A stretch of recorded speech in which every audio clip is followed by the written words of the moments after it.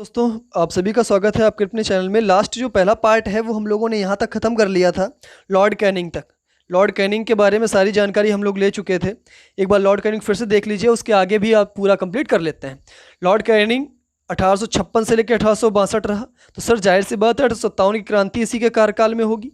सबसे ज़्यादा railway track भी इसी ने बिछवाए थे। 1856 में विधवा पुनर्विवाह अधिनियम भी इसी ने लागू किया था। 1857 का जो महालेखा परीक्षक पद अभी देखते हैं उसका भी सृजन इसी ने किया। भारत शासन अधिनियम 1858 के तहत मुगल सम्राट के पद को भी इसी ने समाप्त किया। इसके आगे की बात आज हम लोग देखते हैं। इसके बाद अब हम लोग बात करते हैं लॉर्ड मेयो के बारे में। लॉर्ड मेयो का कार्यकाल 1869 से लेकर 72 तक रहा। अजमेर में 1872 में मेयो कॉलेज की स्थापना की गई। भारत में पहली बार जो जनगणना हुई है, बहुत इंपॉर्टेंट क्वेश्चन है, विशेष ध्यान दीजिएगा इस पॉइंट को। भारत में पहली बार जनगणना 1872 में हुआ। वो कब हुआ, किसके कार्यकाल में? तो लॉर्ड मेयो के कार्यकाल में। जनगणना की शुरुआत किसके कार्यकाल में? लॉर्ड मेयो के कार्यकाल में। नवा है बेटा लॉर्ड रिपन, 1880 से लेकर 1884, 1980 टू 1984। सिविल सेवा में प्रवेश की जो आयु है वो 19 से बढ़ाकर 21 कर दी गई। ये वैसे इंपॉर्टेंट तो नहीं है पॉइंट, लेकिन आजकल एग्जामिनर पता नहीं कहाँ से पूछ देता है। जब हम लोग एग्जाम में बैठते हैं तो ऐसा लगता है ये क्वेश्चन कभी पढ़ा ही नहीं है, ऐसे ऐसे क्वेश्चन वो पूछ देता है। तो सब चीज़ हम लोगों को देखनी पड़ेंगी। जो नॉर्मल छोटी मोटी चीज़ें हैं वो दिमाग में रहती हैं। तो बेटा याद रखना कि सिविल सेवा, अभी हम लोगों ने सिविल सेवा के बारे में एक और चीज़ लास्ट वीडियो में पढ़ा था, कमेंट बॉक्स में करके बताइए सिविल सेवा के बारे में। शायद आपको दिमाग में होगा, अगर आपने पहला पार्ट देखा है तो जरूर कमेंट बॉक्स करिए। अगर नहीं देखा है तो पहले पार्ट 1 देखिए, बाद में आप पार्ट 2 देखिए। 1881 में नियमित रूप से जनगणना शुरू की गई। देखो लॉर्ड मेयो ने जनगणना स्टार्ट की, पहली बार जनगणना तो करवा दी, लेकिन नियमित रूप से जो जनगणना स्टार्ट हुई वो कब से हुई? 1881 में। अब नियमित रूप का मतलब जो हर 10 साल में हम लोगों के यहाँ जनगणना होती है। बेटा देखा होगा 2011 में हुई थी, 11 1 है ना, 81 देखो, अब 81 10 साल का अंतर करो, 81 91 ऐसे करते करते चले आओ। 2011 में हुई थी, 2021 में लेकिन कोविड की वजह से नहीं हुई, लेकिन उसकी रिपोर्ट अभी कुछ दिनों बाद तक आ जाएगी। तो 1881 में नियमित रूप से जनगणना स्टार्ट हुई। आपसे पूछ देगा कि जनगणना सर्वप्रथम किसके कार्यकाल में स्टार्ट हुई? Lord Mayo. लेकिन नियमित रूप से जनगणना कब स्टार्ट हुई, किसके कार्यकाल में? Lord Ripon. ठीक, आगे बच्चा लॉर्ड कर्जन के बारे में बात करते हैं। बेटा लॉर्ड कर्जन तो इंपॉर्टेंट है, सबसे ज़्यादा इंपॉर्टेंट है ये लॉर्ड कर्जन बंगाल विभाजन की वजह से। जो 1905 में बंगाल विभाजन हुआ है इसकी वजह से बहुत ज़्यादा इंपॉर्टेंट है। बंगाल विभाजन डायरेक्ट क्वेश्चन पूछता है, बंगाल विभाजन कब हुआ? 1905 में। अगर यह इससे भी संतुष्ट नहीं होगा तो पूछ देगा बंगाल विभाजन किसके कार्यकाल में हो? Lord Curzon. पुरातत्व विभाग की स्थापना लॉर्ड कर्जन। कलकत्ता में विक्टोरिया मेमोरियल की स्थापना लॉर्ड कर्जन।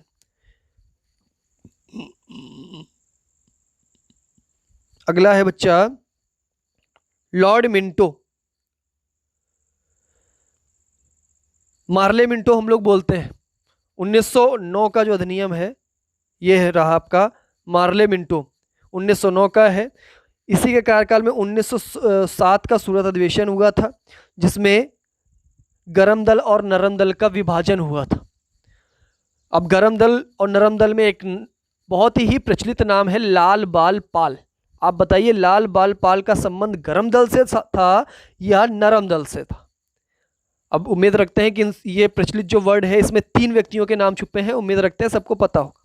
बेटा मुस्लिम लीग की स्थापना 1906 में। अच्छा 1906 में मुस्लिम लीग की स्थापना, और इसी समय 1906 में ही पहली बार स्वराज शब्द का उल्लेख भी हुआ था। पहली बार स्वराज शब्द का उल्लेख भी 1906 में हुआ था। मुस्लिम लीग की स्थापना 1906 में। 1907 में सूरत अधिवेशन होता है। सूरत अधिवेशन में गरम दल और नरम दल अलग अलग हो जाते हैं, क्योंकि गरम दल वाले उग्र विचार के लोग थे, जबकि नरम दल वाले सारी बातों को बातों से सुलझाना चाहते थे। लेकिन आगे चलते चलते 1916 में लखनऊ अधिवेशन होता है, जिसमें पुनः जो गरम दल है वो नरम दल है वो एक साथ हो जाते हैं, जिसकी जो अध्यक्षता कर रहे थे वो कौन कर रहे थे? अंबिका चरण मजमूदार। आगे बच्चा बात करते हैं लॉर्ड हार्डिंग, वो भी द्वितीय लॉर्ड हार्डिंग सेकेंड। आ जाओ भैया, इनको भी देखते हैं इनकी क्या परेशानी है लॉर्ड हार्डिंग की। ब्रिटेन का राजा जॉर्ज पंचम भारत आए थे। अब इनको तो इम्पोर्टेंट है भैया, लॉर्ड पंचम भारत आए थे और इन्हीं के समय पहली बार अपना जो राष्ट्र गान है वो गाया गया था, राष्ट्रगान यानी जन गण मन अधिनायक, जब ये आए थे 1911 में। ठीक बच्चा। उसके बाद 12 दिसंबर 1911 को राजधानी घोषित किया गया, लेकिन 1912 में दिल्ली भारत की राजधानी बनी। घोषणा कब हुई? 1911 में, लेकिन ये बना कब? 1912 में। प्रथम विश्व युद्ध की शुरुआत भी इसी के कार्यकाल में हो गई 1914 में। लॉर्ड हार्डिंग बहुत कुछ कर दिए। क्या? कि ब्रिटेन का राजा जॉर्ज पंचम भारत आए थे, 1911 में दिल्ली की घोषणा हुई कि राजधानी बनाई जाएगी और 1912 में उसको राजधानी बना दी गई और उसी के 2 साल बाद प्रथम विश्व युद्ध की घोषणा हो गई। भैया प्रथम विश्व युद्ध स्टार्ट हो गया। अब बच्चा हम लोग बात करते हैं लॉर्ड चैम्सफोर्ड। आ जाओ भैया, चैम्सफोर्ड अधिनियम देखते हैं। लॉर्ड चैम्सफोर्ड 1919 का चैम्सफोर्ड अधिनियम बहुत हो जाता है। मॉन्टेग्यू चैम्सफोर्ड ये लिखा है बेटा, नीचे देखिए सबसे लास्ट वाला पॉइंट। 1919 का मॉन्टेग्यू चैम्सफोर्ड सुधार अधिनियम बोलता है 1919 का अधिनियम किसके कार्यकाल में हुआ है? 1919 का अधिनियम किस समय कौन कार्यकाल में था? कौन था बेटा? Montagu Chelmsford. 1916 में पुणे में महिला विश्वविद्यालय की स्थापना। इतना युद्ध हो गया कि युद्ध ही याद आता है। जब भी कभी प्राचीन की बात याद आती है, जब हम लोग गुलाम हुआ करते थे अंग्रेजों की, तब बस सिर्फ युद्ध याद आता है कि किसने क्या किया। एक दिन बच्चा फिर से वीडियो में लाऊंगा जिसमें आपको मैं गांधी जी का करुण हृदय के बारे में बताऊंगा कि गांधी जी ने क्या कैसे क्या किया है, क्यों असहयोग आंदोलन को समाप्त करने की क्या मजबूरी थी। हम लोग बस इतना जानते हैं कि ये हुआ फिर ये हो गया, उस पूरे पे वीडियो पूरा चर्चा करूंगा। अभी बेटा थोड़ा मजबूरी है, मैं अपने आप को थोड़ा स्टेबल नहीं कर पा रहा हूँ, अभी थोड़ा नई जगह है। मैं जैसे ही इस्टेब्लिश्ड होता हूँ आपके सामने लाइव आना स्टार्ट कर दूंगा और हम लोग क्लासेस डायरेक्ट लाइव चलना स्टार्ट हो जाएंगी, जिसमें मैं रीजनिंग और जीके आपको पर्टिकुलर डेली पढ़ाऊंगा। 1919 में रॉलेट एक्ट आता है। रॉलेट एक्ट को ही बिना अपील, बिना वकील और बिना दलील का कानून भी कहा गया। इसी को काला कानून कहा गया। क्यों? इसमें बेटा क्या था? रॉलेट एक्ट में एक भी भारतीय शामिल नहीं था और इसमें क्या था, जिसको जब मन हुआ करता था तब वो जिस भारतीय का मन है उसको उठा के जेल में डाल देते। इसी के विरोध में जलियांवाला बाग हत्याकांड होता है। कब? 13 अप्रैल 1919 में जलियांवाला बाग हत्याकांड होता है। सब लोग शांतिपूर्ण तरीके से रॉलेट एक्ट का विरोध कर रहे थे, लेकिन जनरल डायर ने सब निहत्थे लोगों पर गोलियां चला दी। उसके बाद उधम सिंह गए थे और उसके घर पे जाकर उसको गोली मारी थी, वो बात अलग है, फिर हिस्ट्री जब पढ़ेंगे तो देखें। खिलाफत आंदोलन और असहयोग आंदोलन की शुरुआत भी इसी कार्यकाल में हुआ। असहयोग आंदोलन कब हुआ था बच्चा? 1917 में। ठीक है, सहयोग आंदोलन 1917, सॉरी सहयोग आंदोलन 1920, 17 में चंपारण, सहयोग 1920, सविनय 1930 और भारत छोड़ो 1942। ठीक है, आगे बच्चा देखते हैं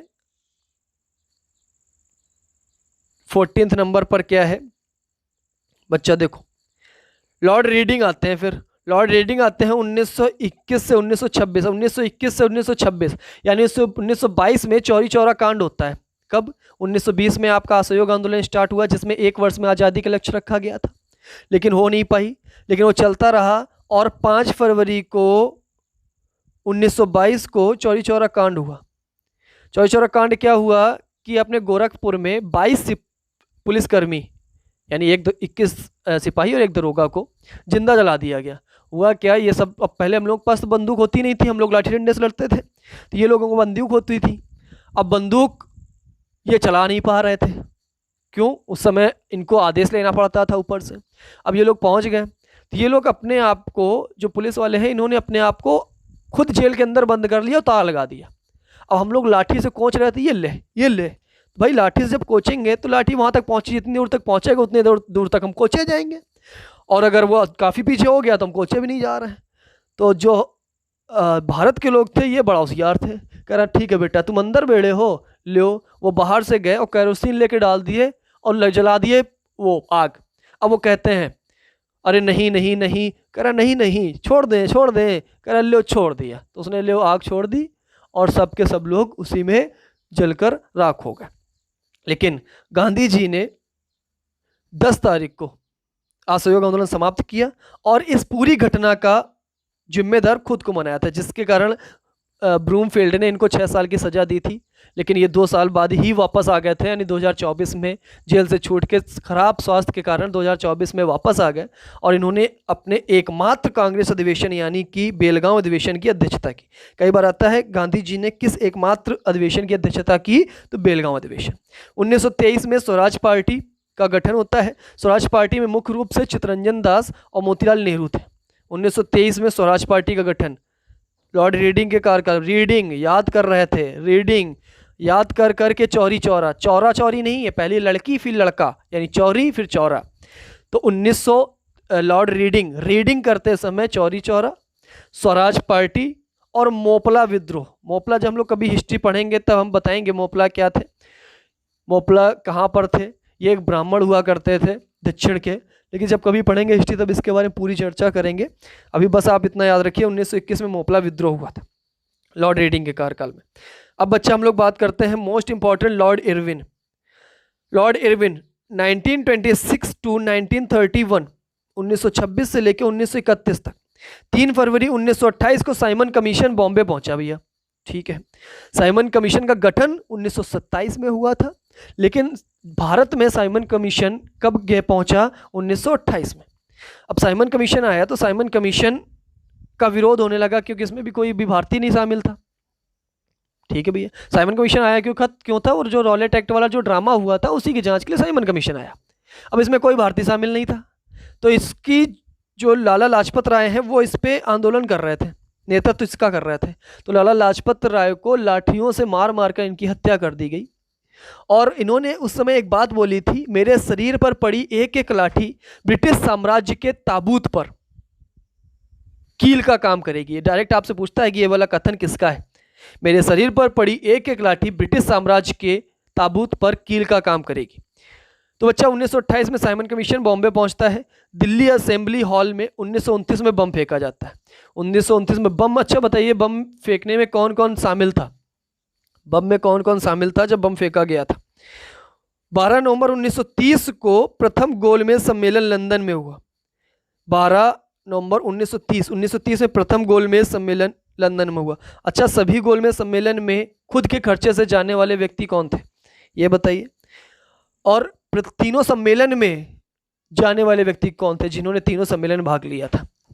4 मार्च 1931 में गांधी और इरविन के बीच में समझौता होता है जिसको नाम दिया गया 11 मांग सूची पत्र। किसके किसके बीच में समझौता होता है, गांधी इरविन, लॉर्ड इरविन के कार्यकाल में इरविन से और गांधी जी से समझौता होता है, ठीक। आगे बच्चा बात करते हैं,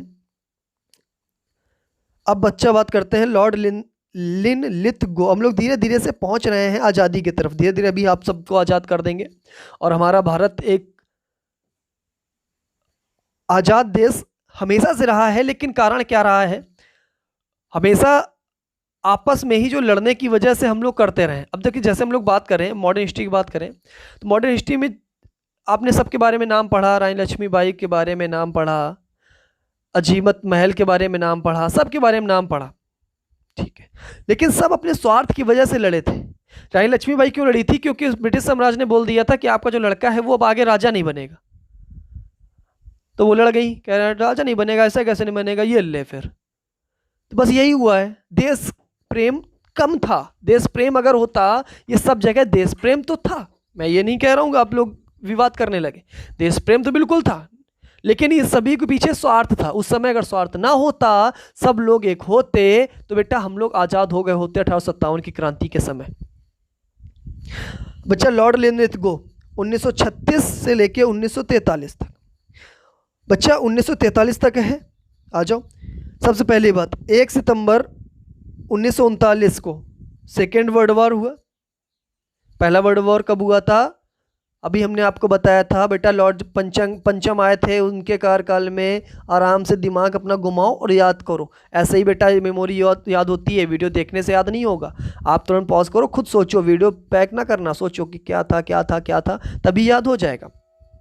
1 मई 1939 को सुभाष चंद्र बोस ने फॉरवर्ड ब्लॉक पार्टी की स्थापना की। 1938 में क्या होता है, हरिपुरा अधिवेशन की अध्यक्षता ये छोड़ते हैं सुभाष चंद्र बोस, और 1939 में कलकत्ता में जाके खुद की एक पार्टी बनाते हैं, फॉरवर्ड ब्लॉक पार्टी। कई बार डायरेक्ट पूछता है फॉरवर्ड ब्लॉक पार्टी की स्थापना किसने की, सुभाष चंद्र बोस। लेकिन ये नॉर्मल क्वेश्चन है, सबको पता है। वो आपसे पूछेगा फॉरवर्ड ब्लॉक पार्टी की स्थापना सुभाष चंद्र बोस ने किसके कार्यकाल में की, किसके, लॉर्ड लिनलिथगो। बच्चा हम लोग बात करते हैं 1940 में लाहौर अधिवेशन, पाकिस्तान की जो मांग हुई थी, जिन्ना ने जो पाकिस्तान की मांग की थी। लाहौर अधिवेशन भी कब होता है, 1940 में लाहौर अधिवेशन हुआ। 1942 में भारत छोड़ो आंदोलन स्टार्ट होता है, और 1943 में बंगाल में भयानक अकाल पड़ जाता है, बंगाल में अकाल पड़ जाता है 1943 में। बच्चा हम लोग बात करते हैं अगला क्या है, लॉर्ड वेवल की योजना क्या है, 1944 से लेकर 47। बेटा कैबिनेट मिशन भारत कब आया, यानी कैबिनेट मिशन का गठन कब किया गया, 1946 में। 20 फरवरी 1947 को प्रधानमंत्री लॉर्ड क्लीमेंट एटली ने हाउस ऑफ कॉमन्स से यह घोषणा की कि जून 1948 तक प्रभुसत्ता भारतीयों के हाथ में दे देंगे। उन्होंने ये भाषण दे दिया कि प्रभुत्ता उनके हाथ में चली जाएगी। फिर उसके बाद 1947 में लॉर्ड मेटन योजना आती है। 3 जुलाई 1947 को माउंटबेटन योजना घोषित की जाती है। 4 जुलाई 1947 को ब्रिटिश संसद में एटली द्वारा भारत स्वतंत्रता विधेयक प्रस्तुत किया गया। विधेयक को 18 जुलाई, डेट इंपॉर्टेंट है बेटा, ये वाली इंपॉर्टेंट डेट है, 3 जून इंपॉर्टेंट डेट है। 3 जून 1947 को माउंटबेटन योजना घोषित किया गया। 18 जुलाई 1947 को विधेयक को स्वीकृति मिली। कब, 18 जुलाई को। विधेयक